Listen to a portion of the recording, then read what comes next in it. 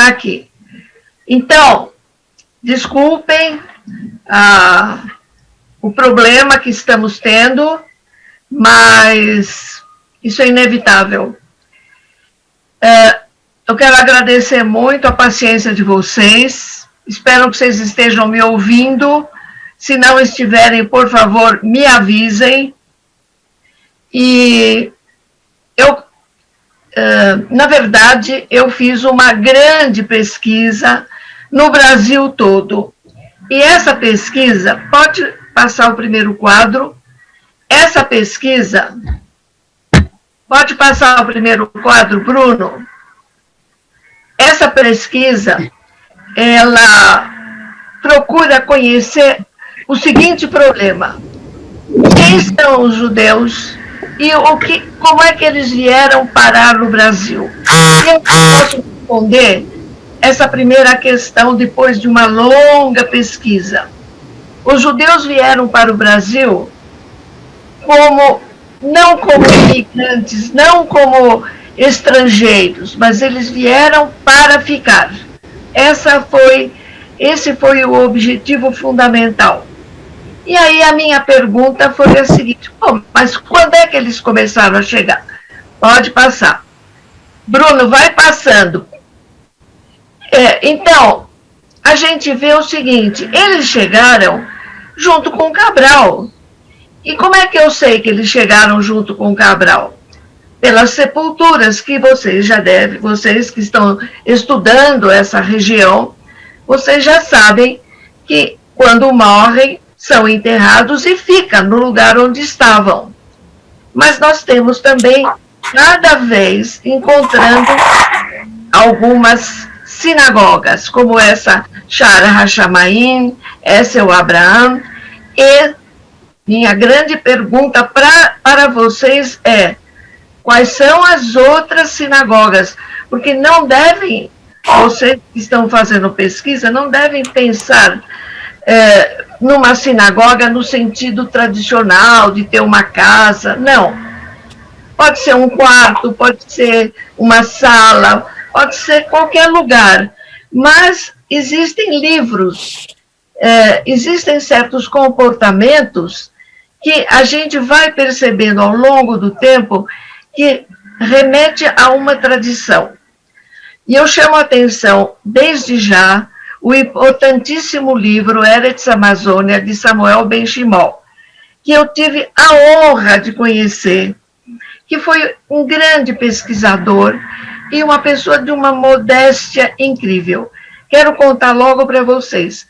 Quando eu apresentei um trabalho baseado no livro dele na Inglaterra, ele ficou tão comovido, ele ficou tão feliz. É importante da gente contar, porque não é um livro que está aí, que passou, não, é um livro fundamental. Muito bem. Aí, a minha pergunta é a seguinte: mas a gente já sabe que nas naus de Pedro Álvares Cabral havia judeus que trabalhavam com a meteorologia, que trabalhavam com as estrelas, que escreviam. Pode passar. Então, pode passar o quadro. E aqui, agora procurem abrir um pouco. Esse é o castelo de Pedro Álvares Cabral. Porque a gente ouve falar de Pedro Álvares Cabral, que tinha judeus trabalhando nas suas naus, mas nós no Brasil, estudantes brasileiros, do mesmo jeito que nós nunca imaginamos que ele morava num castelo. E aí eu descobri o castelo. Onde fica esse castelo? O próximo quadro vocês vão ver. Em Belmonte. Belmonte é a cidade onde vivia Pedro Álvares Cabral. Como os judeus chegaram lá para trabalhar junto com ele nas naus, isso é um capítulo a gente descobrir. Em Belmonte, Belmonte fica longe de Lisboa, quase umas 2 horas, quase no limite com a Espanha. E aí eu chamo a atenção para o seguinte, fui procurar, né, o bairro judeu e tal. Não tem um bairro, mas tem esse fundo, que é essa casa, é como se fosse assim, um mini museu e mais uma mercearia. Então tem alguns objetos, alguns livros, todos dizendo respeito à descoberta. E eu olho essa árvore, o que eu vejo nela? Essas coisinhas coloridas eram como se fossem estrelas de Davi. Então, com o vento, foi o que eu achei de museu em Belmonte relacionado com os judeus e com Pedro Álvares Cabral. Mas tem mais alguma coisa importante. Essa cidade, quando você entra nesse mini museu e mercearia, vocês encontram vários alimentos de origem judaica. Pode ser origem judaica do tempo português ou espanhol, ou dos outros lugares da onde os judeus vieram. Para nós, sociólogos e antropólogos, esses detalhes são fundamentais. Comida marca o tipo de alimento, o modo de fazer o alimento. Isso são marcas, isso é um significado que nós temos que considerar. Nós não podemos abandonar essas informações, porque passam 200, 300 anos e as pessoas repetindo esse mesmo sabor, esse mesmo cheiro.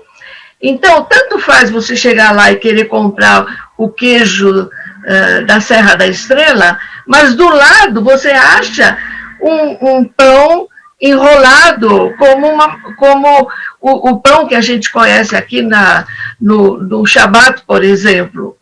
Então, essas marcas, nós temos que buscar mais. E vocês que estão estudando, eu insisto, têm que aprofundar isso.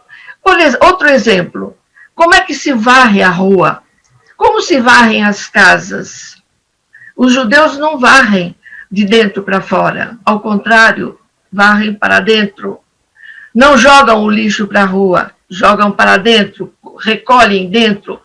Esses detalhes são importantes para marcar um determinado momento. Bom, continuando, Bruno, continuando.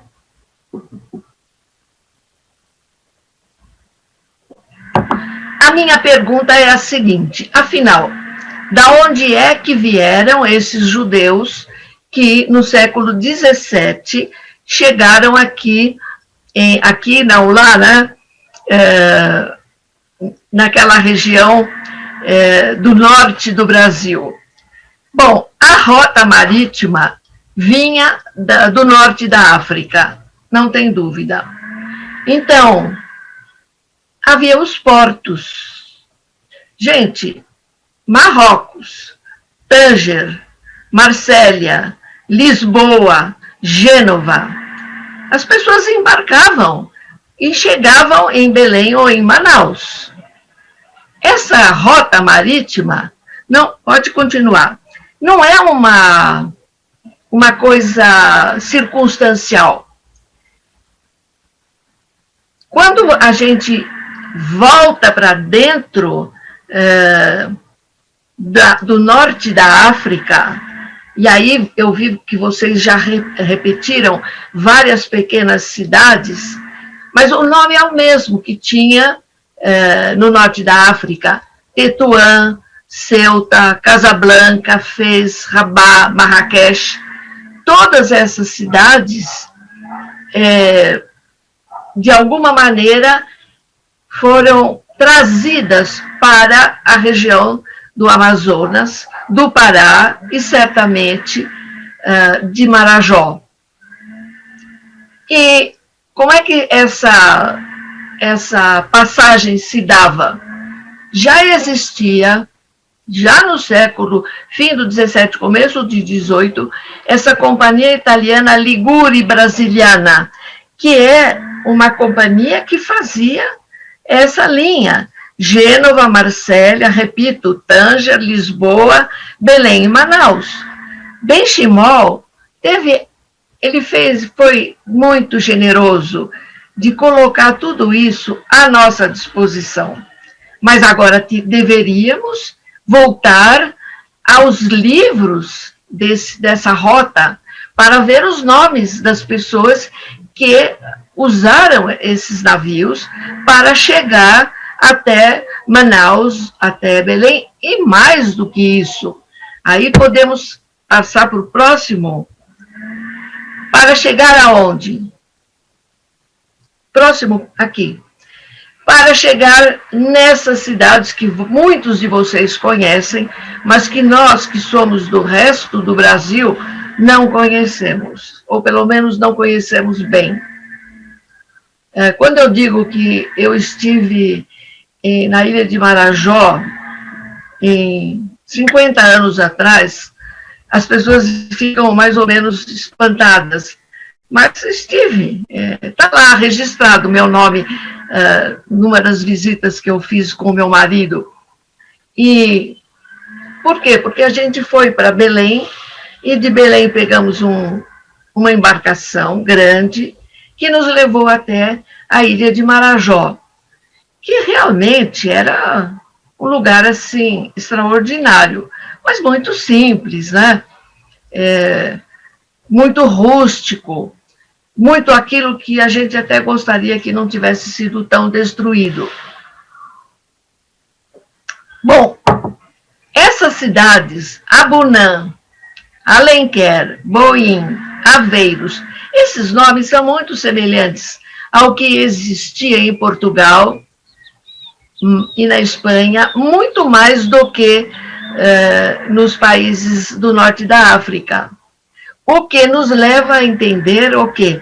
Que houve uma imigração, claro, daqueles judeus que foram expulsos de Portugal e da Espanha, mas que vieram para essa região norte da África, que depois se tornaram os vários países, né, no período colonial.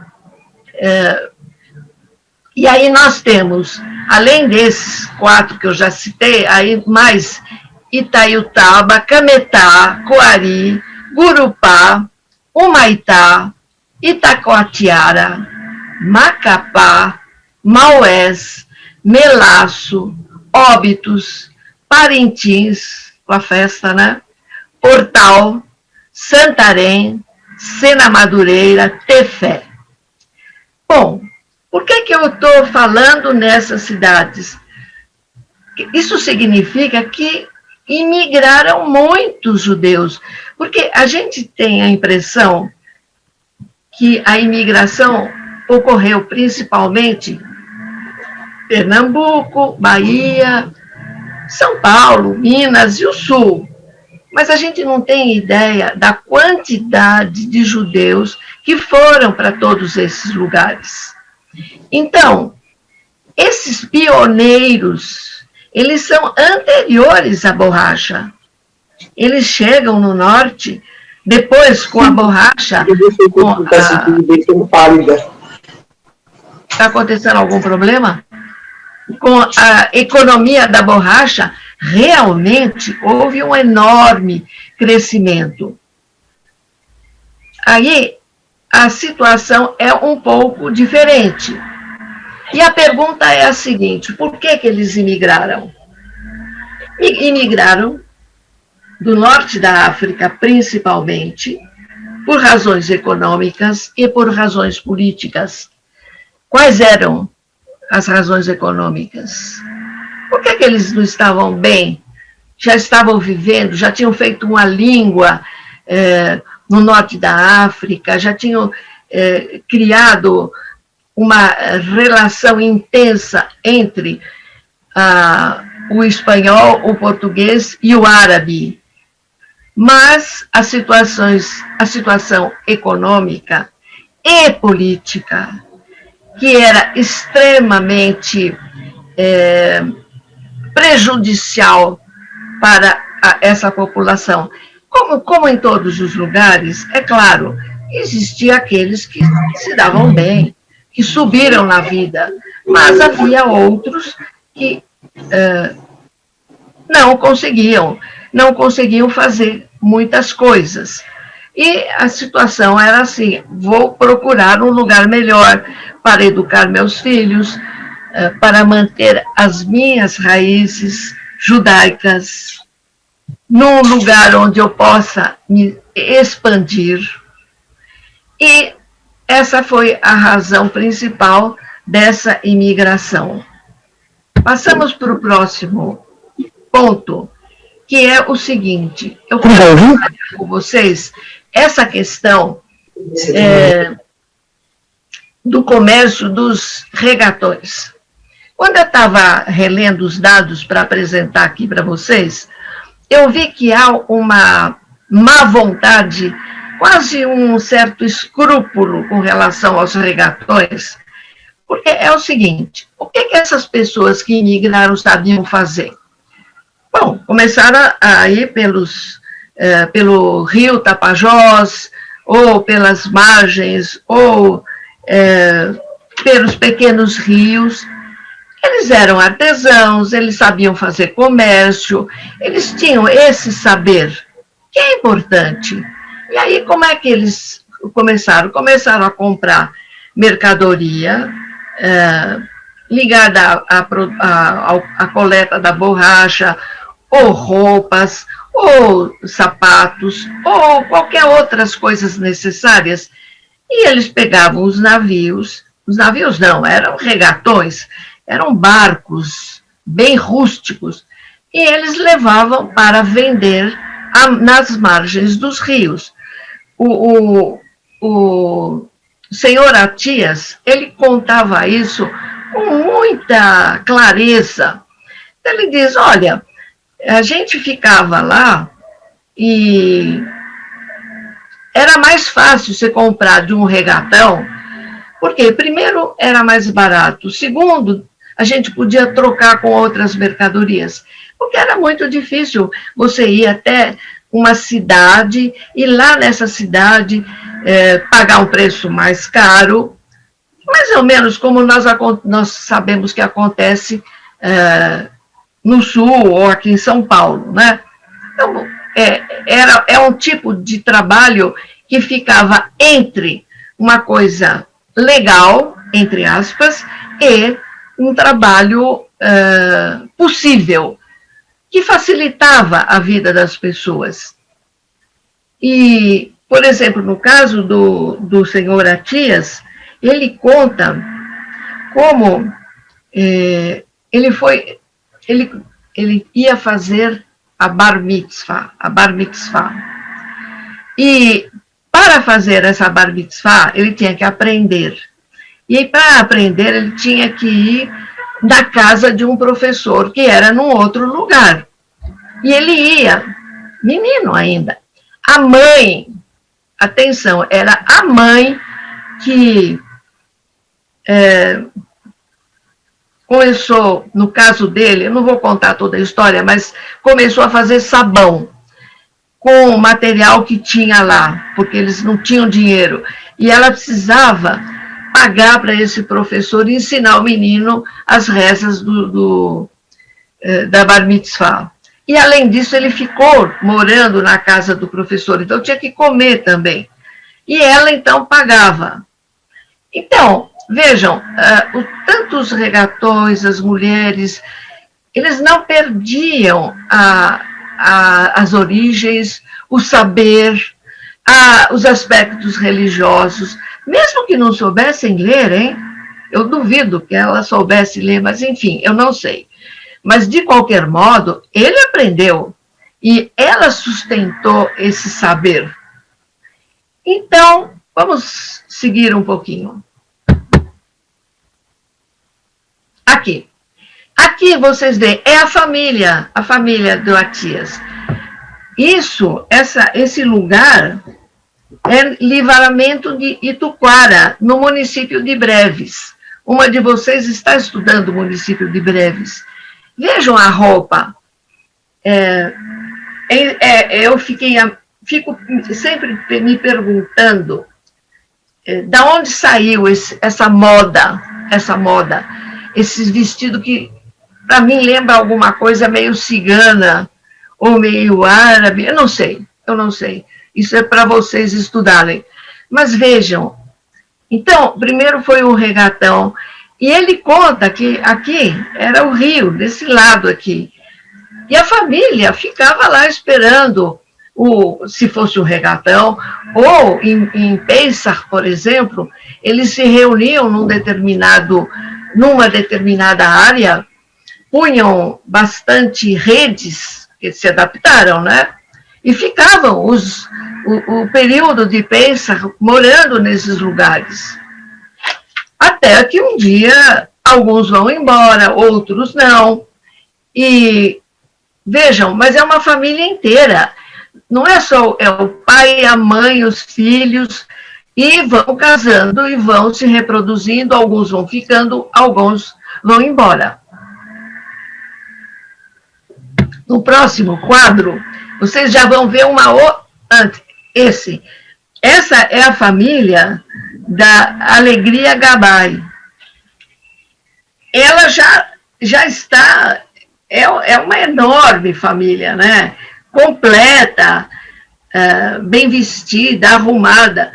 Não importa a qualidade, importa a importância que estão dando para um grupo que se reúne, e é todo um grupo vinculado a essa condição judaica. Mais um tema para vocês trabalharem. Agora, eu consegui, vocês talvez até já conheçam essas fotos, mas eu insisto na importância de que eles trazem uma tradição, um saber judaico típico. Eles faziam a circuncisão dos meninos, eles arranjavam um jeito de trazer um moel para fazer a circuncisão e continuavam, né, como um grupo, com uma comunidade. E aí nós vamos, daqui a pouco, ter que discutir um pouco esse conceito de comunidade. Mas passemos um pouquinho mais para frente. Não, eu não quero falar, porque eles também se dedicaram à política, mas não tenho suficientes dados para isso, mas eu quero passar para um outro. Muito bem. Uma segunda família, e aí já é uma família muito importante. Eu sei que vocês estão estudando os Levi, mas vamos analisar direito essa questão da imigração dos Levi. O senhor Levi, o primeiro que chega, ele vem da Alsácia, é a região da Alsácia e da Lorena. Por quê? Porque eles tinham perdido uma guerra e a Alemanha tinha ficado dominando aquela área da onde eles viviam. Então, quando um deles vem primeiro para Manaus, existe uma discussão se eles eram discriminados pelos católicos, pelos protestantes, mas seguramente eles não queriam ser alemães, eles não aceitavam. Era como assim, não é o fato de ser judeu, é o fato de não querer, eles tinham assumido a identidade francesa, eram judeus franceses.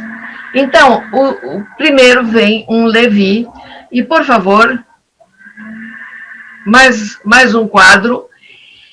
Aí eu também tive quando a gente faz pesquisa, eu preciso contar isso para vocês. Eu acho que é o sabor da pesquisa. Eu estava em Paris, porque eu fiz o pós-doutorado lá, e aí eu fui convidada pela senhora, pela professora Kátia Queiroz Matoso, uma extraordinária historiadora. Ela até me convidou para fazer uma palestra na Sorbonne. No meu currículo consta, porque eu estive, viu? Sem piada. E aí eu estava na casa da senhora Kátia Matoso, e eu estava falando dessa minha pesquisa, e ela me diz o seguinte, sabe, eu conheço o filho, um dos filhos do senhor Lévy, o Guido Latin. O nome é esse, Guido Latin. Tá bom, então, se eu estou lá, eu quero entrevistar o senhor Guido Latin. A história é inacreditável, porque realmente ele vem, me procura e conta que ele era filho de uma daquelas mulheres que morreu no parto e que estava enterrada no cemitério de Manaus. E que ele tinha ido para Manaus porque ele queria conhecer o tal o lugar onde ela tinha sido enterrada.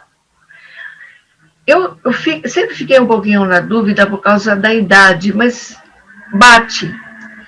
Então, o senhor Guido Latin me conta tudo isso e me dá documentos e fotos relacionadas com Maurice, Henri e Lucien Lévy.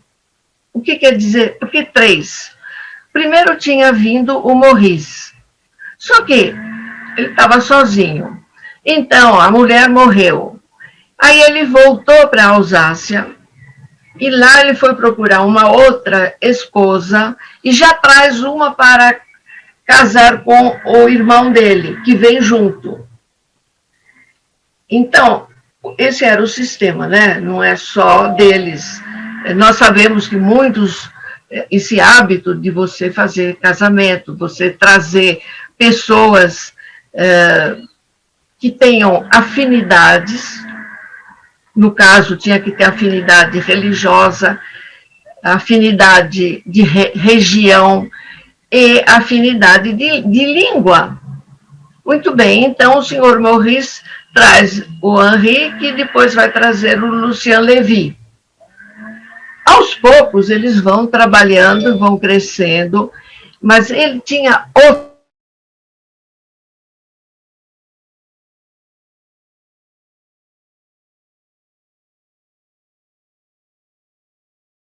a borracha, e com o crescimento econômico, o senhor Maurice, de uma pequena loja, cria uma loja maior, que vai criar uma outra maior. Em 1878, ele cria a La Ville de Paris. Vamos ver a Ville de Paris. Bruno, esse é o senhor Lucien Lévy. Eu não sei se vocês têm essa foto.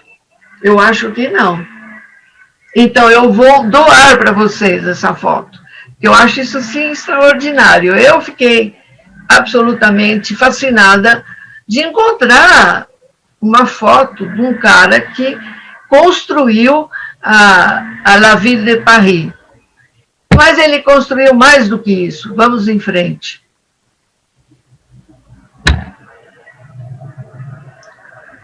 O que ele faz? Ele traz amigos.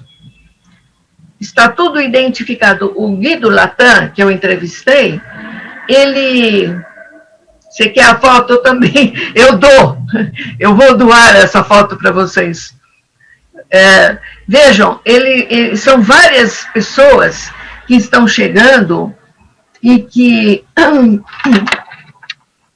Então, tem o senhor Moïse, tem o senhor Lazare com a esposa, tem o senhor Créange,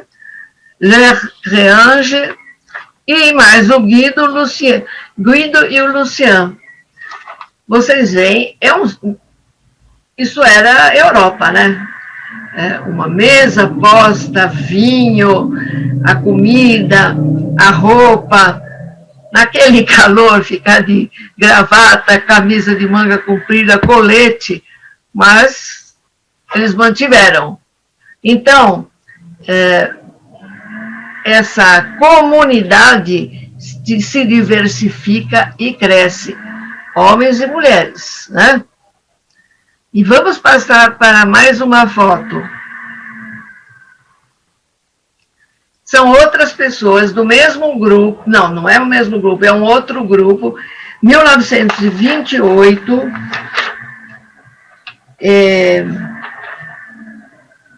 acho que eu errei o nome, mas depois eu passo isso para vocês, porque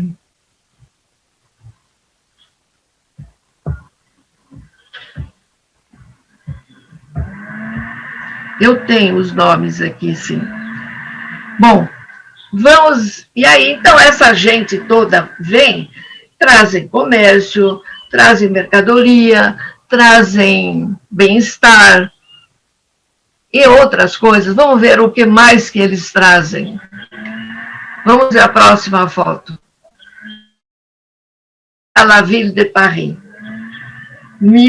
Era 1878. Tinha um bonde, mas tinha uma carroça. Lévy Frères, o nome tinha que ser, né? Os irmãos Lévy. Mas vejam o tamanho dessa propriedade. Claro, né?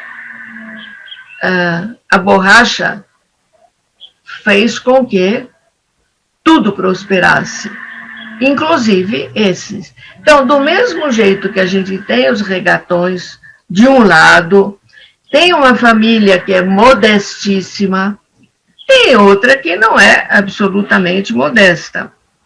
Então, o senhor Lévy e seus irmãos constroem essa empresa. Vamos ver o que tinha na empresa.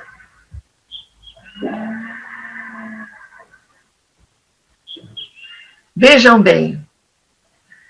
Aparelhos fotográficos, louças, cristais, relógios, tudo que vocês puderem imaginar tinha para vender nessa loja.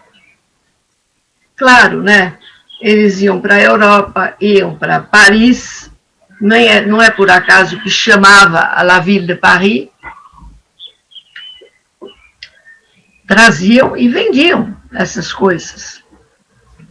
Tinha quem comprasse, né? Claro, era uma coisa assim, tinha um mercado extraordinário. Vamos ver a próxima foto. Essa foto é muito interessante, porque eu reuni tudo, inclusive ele andando a cavalo. Mas eu quero chamar a atenção aqui para essa foto aqui, que está mais para frente. Pode passar, Bruno. Olha, essa foto é muito interessante. 1911 e 1914.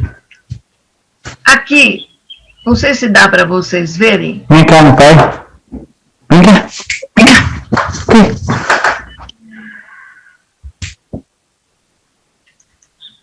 Oh.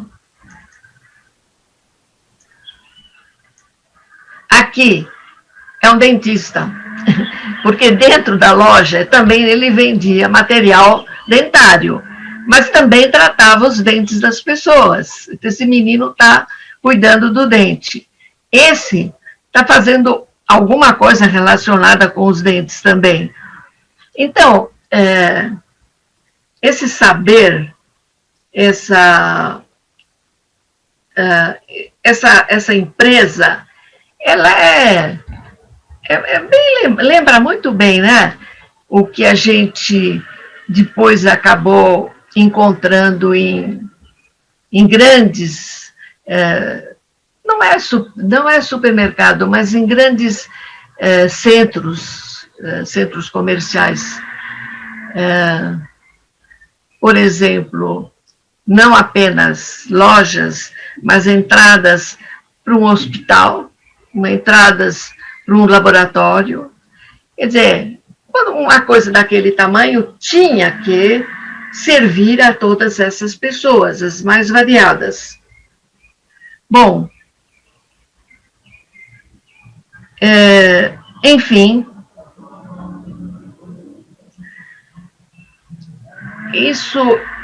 essa apresentação que eu fiz, ela é um recorte do trabalho muito maior que eu agora estou fazendo a segunda edição do meu livro Brasil como Destino, porque todas essas histórias, essas que eu recortei aqui, e mais as outras que eu fui coletando ao longo de mais de 10 anos, e que realmente acabaram. Essa é a capa da segunda edição do meu livro, O Brasil como Destino. Então, o que eu fiz aqui foi querer conhecer, afinal, quem somos nós? Quem somos? Nós viemos, aqui estamos. Somos brasileiros, somos judeus, somos a síntese disso tudo, e, no entanto, nós não estamos nos livros de história. Os brasileiros, em geral, não sabem quem são os judeus. Meus colegas da Universidade de São Paulo me surpreendem com frequência, dizendo, afinal de contas, quem são vocês? O vocês me exclui do nós, né? Então, nós temos o nós e nós temos os vocês. Mas, talvez, o que mais me preocupa é quando somos excluídos ou excluídas, eu acho que isso é um caminho extremamente frágil do antissemitismo. Porque quando você não conhece, aí eu quero lembrar para vocês uma frase que eu sempre fico com um pouco de medo de estar exagerando. Quando eu era criança, e nem tanto tempo assim atrás, nós não falávamos judeus, nós éramos israelitas. Nós nos definíamos, vocês são quem? Eu sou israelita. Quando foi que nós começamos a usar o termo judeu aqui no Brasil? Eu deixo isso como uma pergunta, porque não é antigo, é uma coisa relativamente recente, e eu não tenho muita certeza se todos ainda estarão usando esse termo com tanta facilidade como nós usamos hoje. Bem, gente, era isso que eu queria falar, eu agradeço muito, foi muito agradável a Iria e mais as colegas que estão pesquisando, que leram as coisas que eu escrevi há tanto tempo atrás, e que me obrigaram a reler umas coisas e rever para preparar esse evento. E eu agradeço muito, foi um grande prazer. Eu espero que vocês tenham gostado tanto quanto eu. Muito obrigada.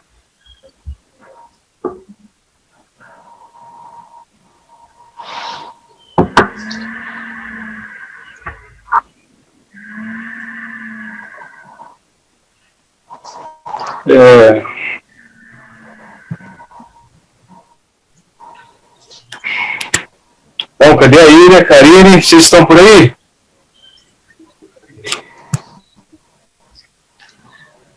Elcio. Eva, Vocês vão fazer perguntas, não é? Eva, aqui é a irmã da Arlete, eu estou aqui em Tel Aviv, Israel. Ai, que legal! E ela me falou da sua palestra, gostei muito, tá? Que bom, muito obrigada. Foi muito interessante, gostei muito. Bom, muito obrigada. Muito bom. Pode falar rapidinho? Oi, Ira. a Cássia Benatar quer expor alguma coisa. Cássia Benatar, pode chamar ela, por favor? Cássia Benatar está na escuta? Se ela não tiver, eu estou com uma pergunta engatilhada aqui já, ele.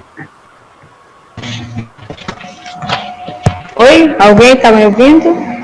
Sim. Sim? Quem é Cássia? Quem é Cássia?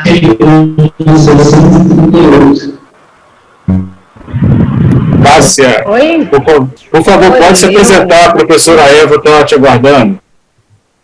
Sim, boa tarde a todos. Parabéns, professora. Linda palestra. Emocionante mesmo. Muito obrigada. Então, eu sou a Cássia Benatar, sou descendente de judeus também. Li alguns trechos do seu livro também, para ter base para construir a minha monografia, que foi um trabalho de pesquisa sobre os imigrantes judeus em Grupá. Bom, dá para ouvir? Sim. Então,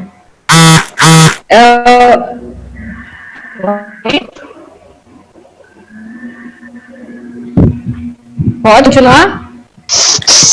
Continua. Então,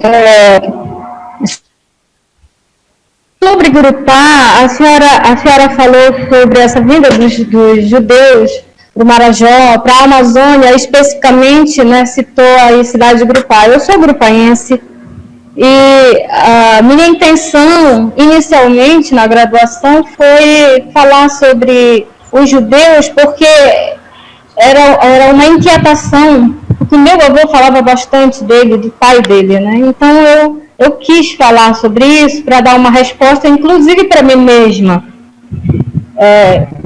Algumas coisas que eu não entendia, o próprio cemitério judeu em Grupá, o cemitério dos judeus em Grupá, eu não entendia o porquê daquilo tudo, né? Então, a graduação me permitiu escrever sobre eles, e eu me deparei com uma vasta... Ela falou...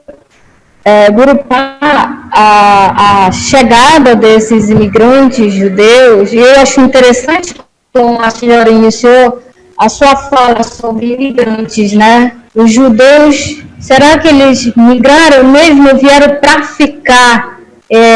Foi uma ação racional, realmente, né? Isso me chamou a atenção. E eu me deparei com essa comunidade judaica em Grupá, muito funcional, ativa e para o tempo, para aquele contexto que é o final do século XIX, uma grande comunidade com cerca de 18 famílias, né? Como eu tenho pouco tempo, eu fiz algumas anotações aqui das famílias que eu identifiquei a partir dos documentos que estão no acervo do cartório Lobato, né? A família Azulay,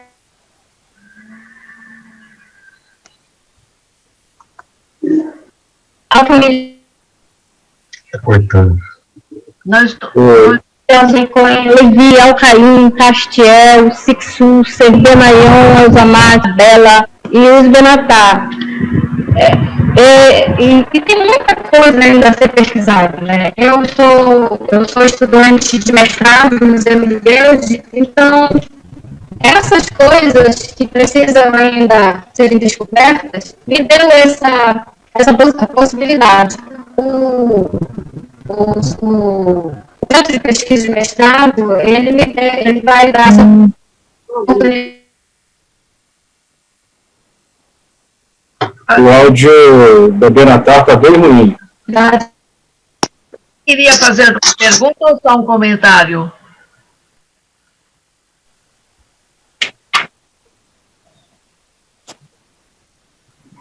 Ilha, parece que o áudio da Cássia está tendo alguma interferência. De repente, se ela quiser fazer a pergunta pelo chat. Pode ser melhor escrever. Eu sugiro que se... Posso continuar? Eu acho melhor...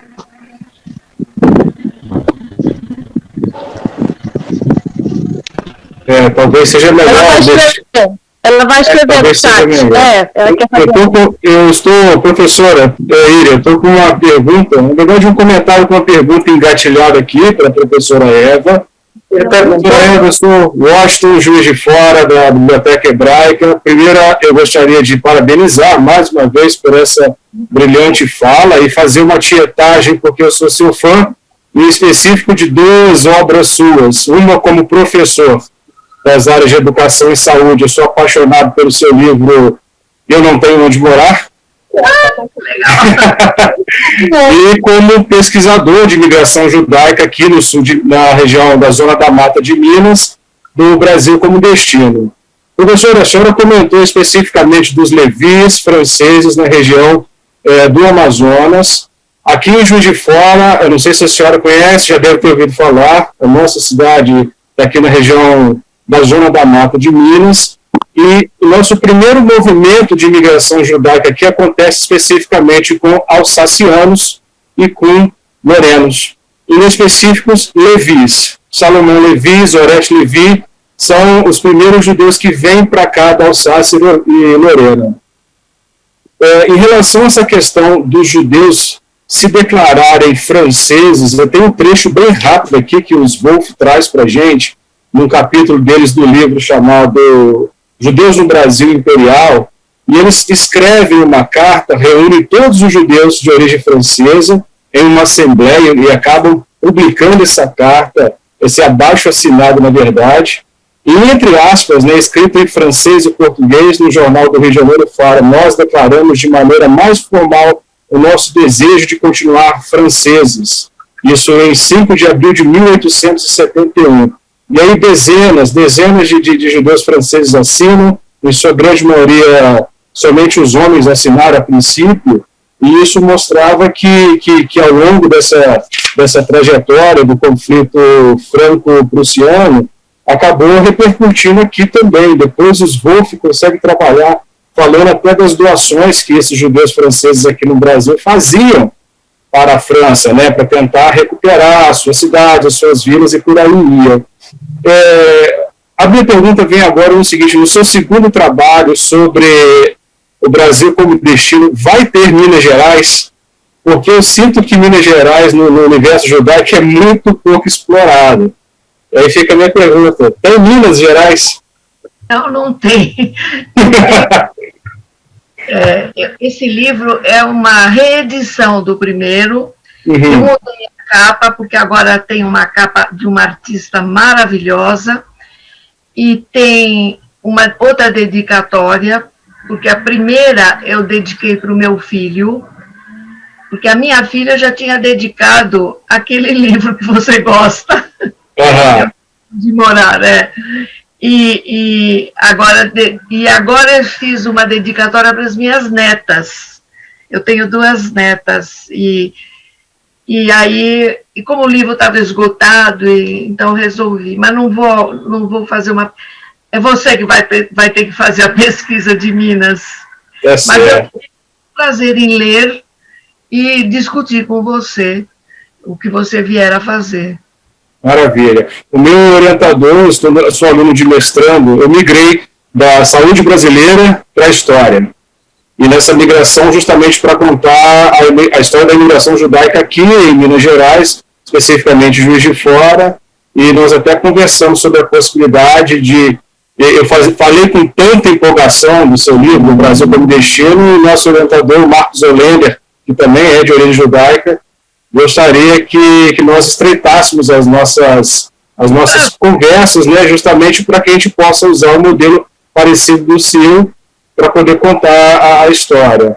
E aqui em Minas Gerais a gente começou a identificar que houve uma participação de influência judaica francesa e judaica marroquina muito forte, né? Uma cidade fundada no interior de Minas, da família Naon, a gente está fazendo um resgate dessa história. Esses marroquinos mais ligados com o Rio de Janeiro do que especificamente com o norte do Brasil. Tá ótimo. Eu já tive orientando Rainho aí de Queria fazer uma pergunta. Posso fazer uma pergunta? Claro. Sim. Professora, onde se localizava a loja do G20? Em Belém ou Manaus? Manaus. Manaus.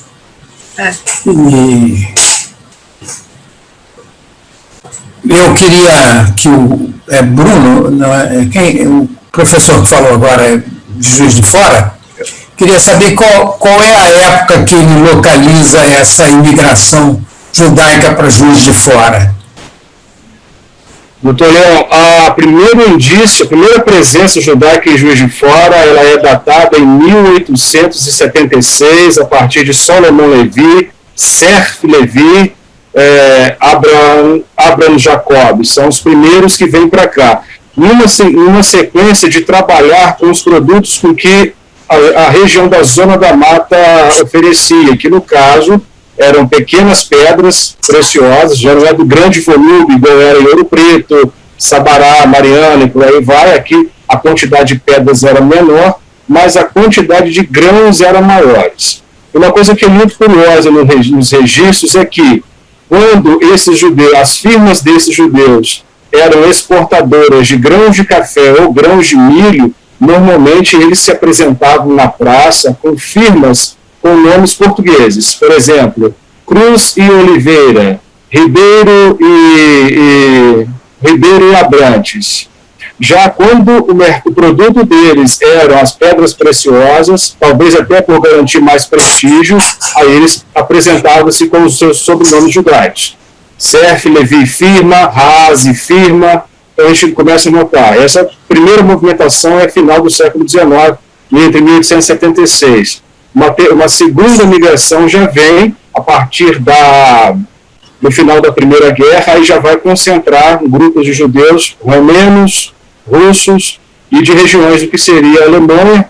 Hoje a Alemanha, né, minha cidade, ela é fundada especificamente por alemães, então isso fazia com que muitos judeus da Alemanha viessem para cá, até mesmo em função da língua, que até 1947 falava-se bastante e ensinava-se alemão aqui em Juiz de Fora. Depois disso ocorre o declínio, e aí vem um terceiro grupo de imigrantes que já são de países do norte da África, algumas regiões sírias e libanesas. Basicamente isso. Nosso primeiro traço é 1876. Muito obrigado. Ótimo. Vamos lá.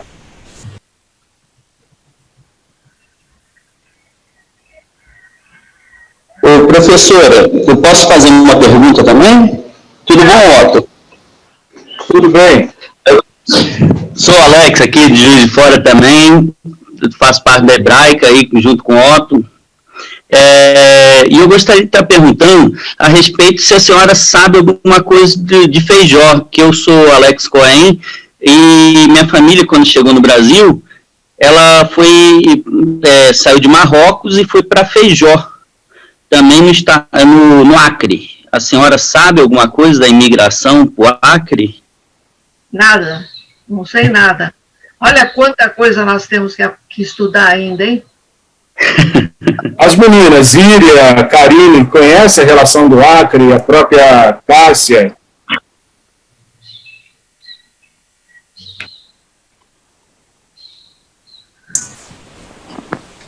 Quantos lugares? Eu fui para uma parte.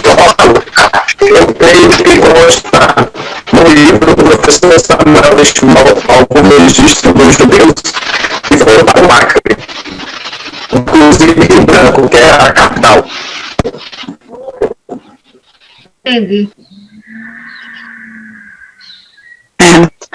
Otto? Sim. Otto,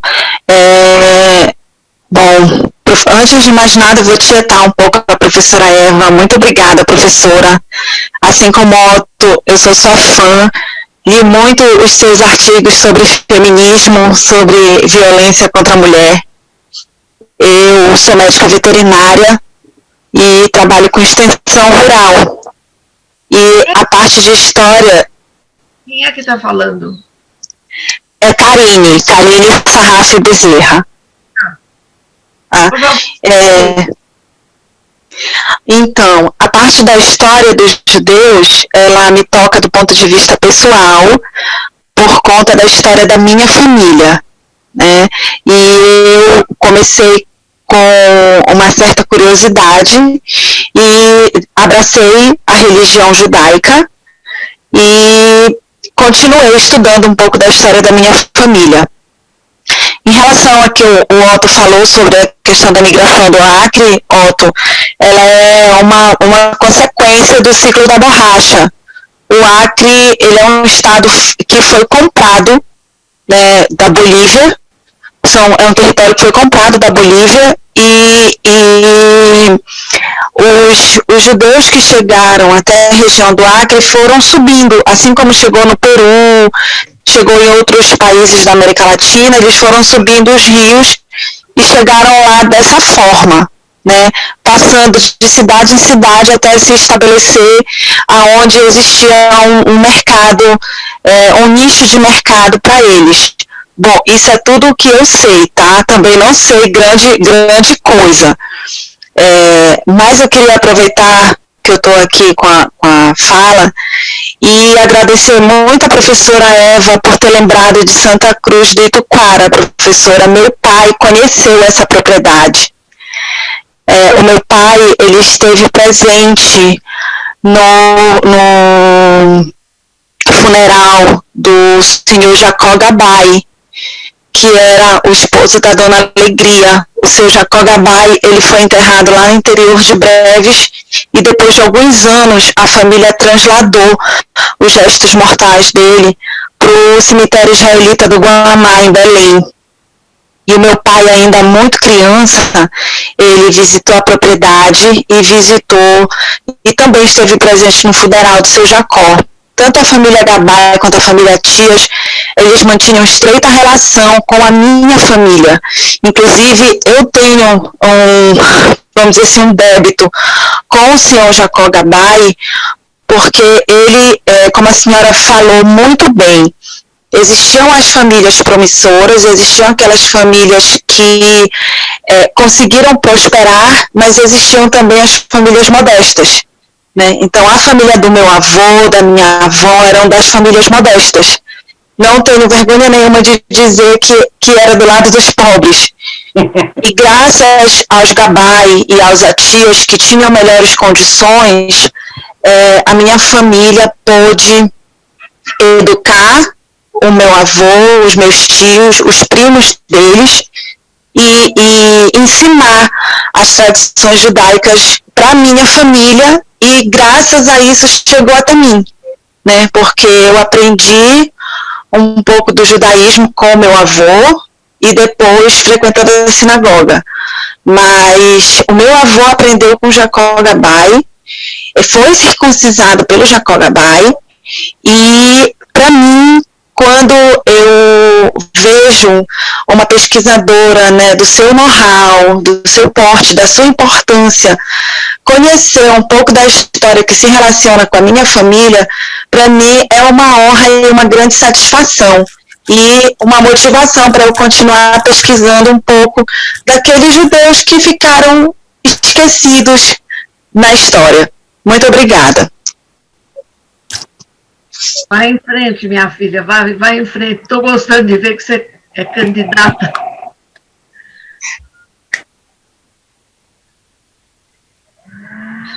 Eu acho que já terminamos, não?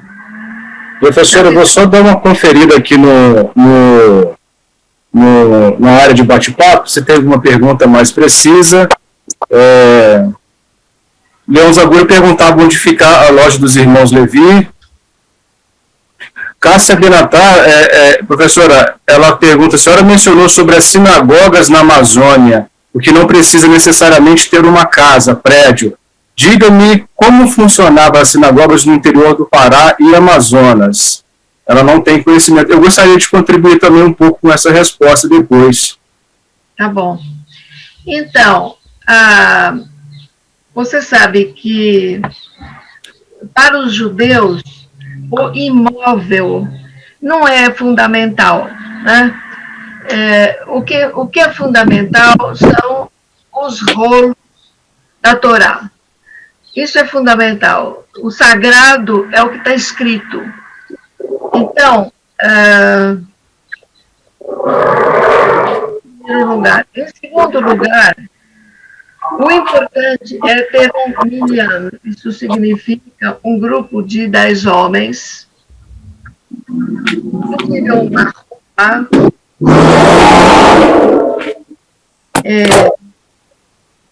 Vocês sabem o que é uma roupa? Quando vocês forem, se algum dia forem no Vaticano, vocês vão ver, eles têm uma roupa, são 4 paus cobertos com um pano, um tecido. Isso é uma roupa. Então, o importante para os judeus é você dizer uma prece num determinado dia que já está escrito no nosso calendário judaico religioso, para os religiosos. E é importante, por exemplo, é importante um casamento ser feito por um indivíduo que tenha esse saber. Pode ser um rabino, pode ser um homem velho, desde que ele seja uma pessoa que tenha um saber. Então, na Páscoa, por exemplo, como eu estava contando o caso da família Atias, o importante era eles se reunirem, lerem os escritos e não comerem. O que é que está acontecendo? Não me ouviram? Ouviram? Enfim. Sim, ouvimos. Então, o fundamental é esse ritual, esse respeito às regras que são milenares. Agora, se você vai ter uma sinagoga, se você vai ter um prédio, não importava. O importante era reunir esses homens num quarto, numa sala. Por exemplo, meu pai contava que eles se reuniam numa cidade do interior de São Paulo e eles reuniam vários homens, principalmente os homens, né, porque as mulheres não sabiam nem rezar, essa é a verdade. Mas, enfim, eles se reuniam e faziam as preces que tinham que ser feitas. Podia ser num quarto, podia ser numa sala, desde que você cobrisse a cabeça e lesse aquelas palavras. Agora, com o passar do tempo, com a situação mais econômica melhor, então eles começaram a seguir o sistema do país de origem, né? Então, num país católico, iam construir uma sinagoga semelhante a uma igreja, ou semelhante a um... você encontra modelos os mais variados. Na China, tem sinagoga também. No Japão, segue mais ou menos um modelo. Há vamos dizer, uma interlocução entre esses modelos. Se você vai para Nova York, você vai seguir o modelo de uma igreja. Se você vai para Paris, são pequenas sinagogas em cantinhos, em lugares modestíssimos, mas que as pessoas ficam lá amontoadas e estão lá rezando. Se você vai aqui para o Brasil, então, aqui nós estamos seguindo o modelo católico, né? Para os que são religiosos. Para os que não são, também não precisa ter nada. E também desmanchar uma sinagoga, etc., não tem esse caráter tão pecaminoso, não é isso. O que conta, como eu disse, é a Torá, são os livros sagrados, o respeito e seguir aquela tradição. Certo. Eu gostaria, professora... Umas pessoas muito informadas. Talvez eles não estejam de acordo comigo, mas eu creio que também não posso estar muito errada. Não, não está, professor. Eu queria só fazer uma complementação, até para ajudar a Cássia no trabalho dela de investigação. Quando a gente fala das questões sinagogais, a professora Eva fala, né, realmente não há necessidade de uma instalação de uma edificação. Se a gente trabalhar especificamente com a população de judeus marroquinos que deixam Marrocos, Líbia, Argélia e vêm para o Brasil, eles já vêm para cá com uma questão onde a religião não era muito explorada no sentido arquitetônico, porque principalmente no Marrocos houve durante muitos anos um sistema chamado DINE, ou de DIN, que aonde colocava os judeus como cidadãos de segunda classe. Por serem cidadãos de segunda classe, todos os seus edifícios, tanto as moradas quanto as suas sinagogas e cemitérios, elas não podiam ser mais altas do que as casas dos moradores locais, muçulmanos no caso. As sinagogas não poderiam ser mais altas do que as mesquitas, e geralmente quando havia uma sinagoga numa região, haviam duas mesquitas do lado para poder suprimir o ofício daquele prédio. Quando chega no Brasil, em 1824, a gente já entra com uma nova Constituição que permite a liberdade religiosa de atuação e prática no Brasil, mas ainda não chega ao ponto da arquitetura. Ou seja, todos os templos não católicos no Brasil, aí vai incluir templos metodistas, presbiterianos, alguns outros templos Bahá'í e budistas, no Brasil, em quantidades bem menores e de forma muito discreta. Tanto que a porta de entrada desses prédios no início, no final do século XIX, início para XX, normalmente elas eram laterais e elas não poderiam...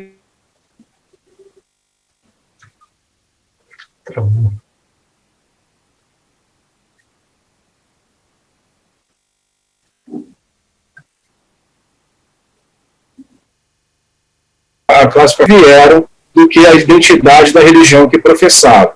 No decorrer de todos esses anos, início dos anos 20, dos anos 30 e 40, essas sinagogas elas vão passando do Belle Époque para a Arte Nouveau, de Arte Nouveau para a Arte Déco, de Arte Déco para a Arte Eclética, até chegar aos prédios quadrados modernistas, né, onde começam a nascer as grandes sinagogas no Brasil, igual a Ari, a Shell Geblut, que é de 1800, ela vai fumaça, hoje a arquitetura dela é modernista. Então, assim, mas no caráter de compreender uma sinagoga, como a gente pode localizar uma sinagoga no período passado, é praticamente igual a professora Eva falou, né, baseado nos costumes das pessoas que frequentavam, porque arquitetonicamente a gente não vai ter muita referência. Mas eu também queria acrescentar, essa liberdade aí é uma liberdade muito relativa, viu? Bem relativa. Cemitérios, aqui em São Paulo, para conseguir o primeiro cemitério judaico, foi uma luta. Sim, eu lembro da história. Foi muito difícil. A Igreja Católica não queria de jeito nenhum que tivesse um cemitério judaico. E o ritual judaico é diferente. Então, você lendo a história dos cemitérios aqui é bem complicada. Agora, a sinagoga, você sabe que eu estive também no norte da França,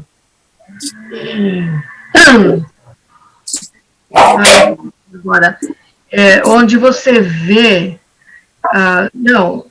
quando você tem a sinagoga, a figura da sinagoga quebrada, né? E também a entrada é pela lateral. Mas isso está no livro, depois a gente lê.